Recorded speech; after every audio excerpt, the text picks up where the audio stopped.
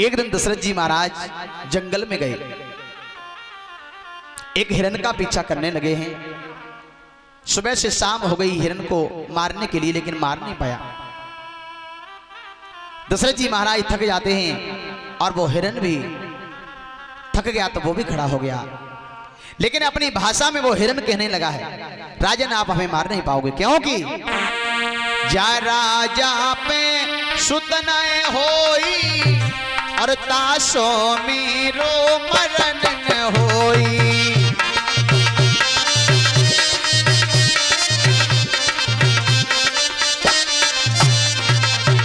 जिस राजा पे बेटा नहीं है वो हमें मार नहीं पाएगा। जा राजा पे सुत न होई ताशो मेरो मरण न होई।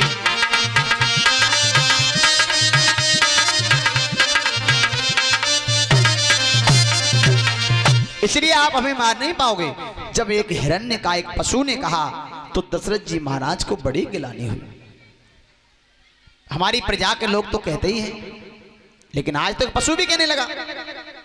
अब इतनी गिलानी, और जब ज्यादा गिलानी हुई तभी गोस्वामी तुलसीदास जी रामायण में लिखते हैं, एक बार भूपति मन माही और भई गिलान मोरे सुत नाही। एक बार कब?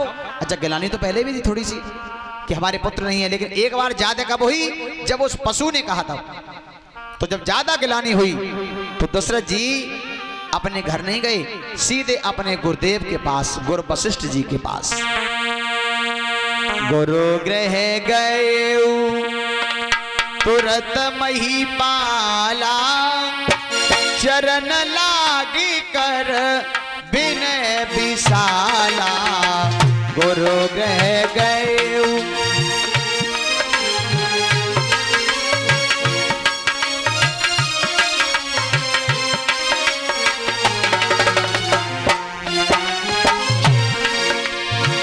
निज दुख सुख सब गुरहे सुनाए। कही वशिष्ठ बहु विधि समझाए। निज दुख सुख सब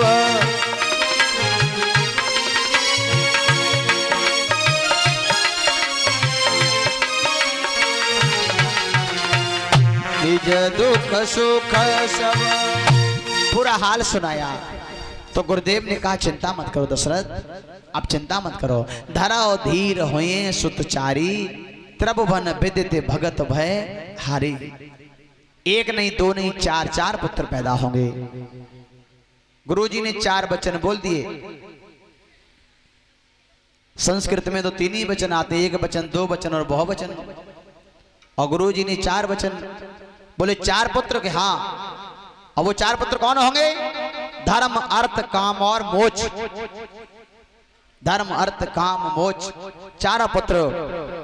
और वो साधारण पुत्र नहीं होंगे, ध्यान रखना। अच्छा, गुरुदेव ये बताओ वे होंगे कैसे फिर? क्योंकि अब मेरे ऊपर चौथा बन आ चुका है। बोले आप अपने घर में पुत्रेष्ट यज्ञ रचाओ, मेरे ऊपर चौथापन है और मैं संतान के लायक भी नहीं हूं, क्योंकि रावण ने दशरथ जी को संतान के लायक नहीं रखा था। मेरे भक्त प्रेमियों, तो गुरुदेव ने युक्ति बताई कि आप श्रृंगी ऋषि को बुलाओ और अपने घर में पुत्रेष्ट यज्ञ रचाओ, अवश्य ही संतान घर में आएगी, मेरा आशीर्वाद है। दशरथ जी प्रणाम करके चल पड़े और जाकर के विधिवत तैयारियां कराई और अपने घर में श्रृंगी ऋषि को बुलाया। और श्रृंगी ऋषि के माध्यम से जब यज्ञ प्रारंभ हुआ है तो यज्ञ जब चलता रहा तो अंतिम आहुति जब लगी तो अग्नि पुरुष भगवान प्रकट हुए हैं। और अग्नि पुरुष भगवान के हाथ में हव्य का कटोरा था। हव्य कहते हैं खीर को। तुलसीदास जी तो हव्य ही लिखते हैं, लेकिन रामायण भी कई एक प्रकार की चल रही है, 36 प्रकार की रामायण चल रही है। एक अद्भुत रामायण आती है, उसमें खीर नहीं बताई गई है, उसमें 3 फल बताए गए और वो तीनों फल तीनों रानियों को दिए गए। कौशल्या के कई सुमित्रा को। सुमित्रा ने वो फल एक अलमारी में रख दिया, अपने काम काज में जुट गई। लेकिन एक चील उड़ती हुई आई और उसने वो फल अपने पंजों में दबाया और वहां से ले गई।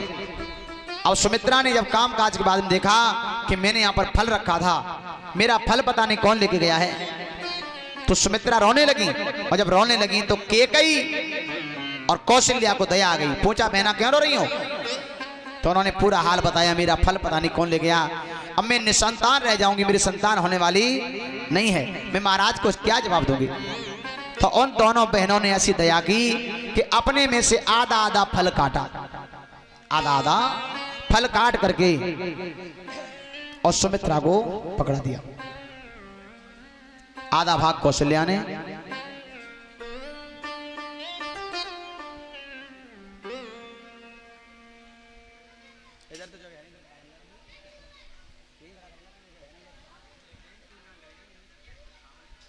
कलश वाली कन्याएं खड़ी हो जाएं।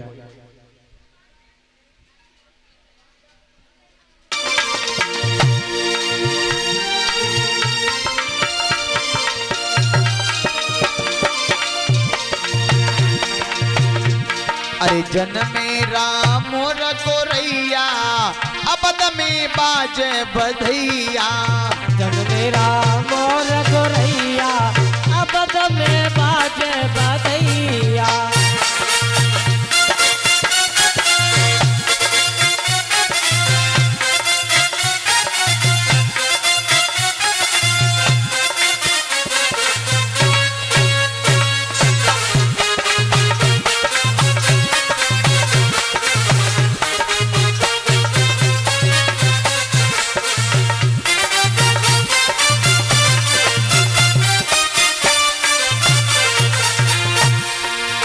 ताली बजाए के बोलो।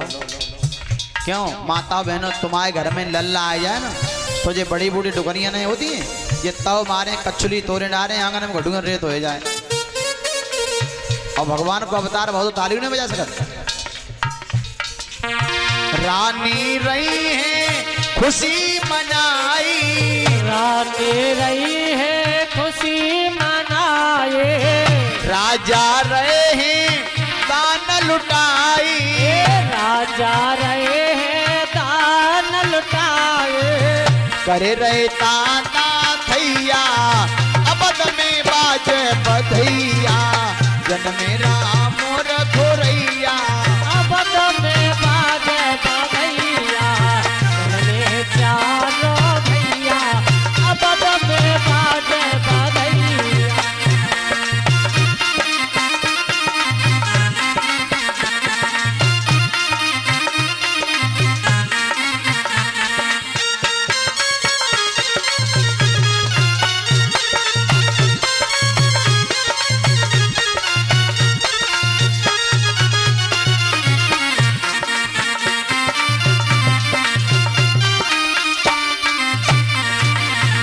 रहे देवता खुशी मनाई, रहे देवता खुशी मनाए, गगन से पुष्प रहे बरसाई, गगन से सुमन रहे बरसाए।